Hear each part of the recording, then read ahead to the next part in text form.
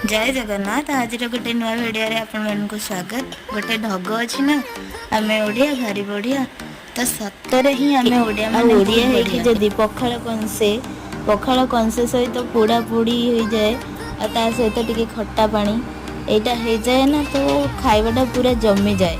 तो आज लंच तले किसी एमती ही थिला जोटा कि खाइबा बहुत बढ़िया लगुला। पोड़ार मो बो करथिला आलू पोड़ा, आलू सिझा, पोटल पोड़ा, बैगण पोड़ा ता संग को पियाज लंका लुण तेल ये सब चकटिकी आम पागटा बहुत टेस्टी जोटा कि होता। खाई सारा पर जमा भी उठा ही इच्छा होना ता पागटा किसी एमती थिला। पखाल को थिला पोड़ा पोड़ी पाग ता संग को थिला डाली सिझा पाग पुणी होता कलरा आलू भजा ता संग को पुणी थिला आंबुल पाई कि आम पाटे लाखी जाइए उठा जमा इच्छा होना। आदि आपण मान वीडियो भल लगी like share subscribe and follow for more.